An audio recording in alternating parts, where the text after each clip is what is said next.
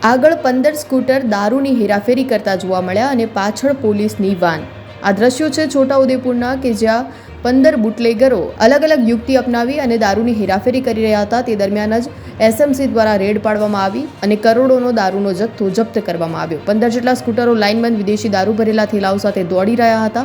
આ સ્કૂટરોની પાછળ પોલીસની વાન છુપી રીતે પીછો કરતી હતી। ચોક્કસ બાતમીને આધારે એસએમસી અચાનક તમામ સ્કૂટરોને કોર્ડન કરી દારૂનો મોટો જથ્થો ઝડપી પાડ્યો, જેમાં દારૂની હેરાફેરી કરતા 15 બુટલેગરોની ધરપકડ કરવામાં આવી। મહત્વની બાબત કહી શકાય કે આ બાબતની જાણ સ્થાનિક પોલીસને ન હોવાથી પોલીસની કામગીરી ઉપર પ્રશ્નો ઊભા થઈ રહ્યા છે।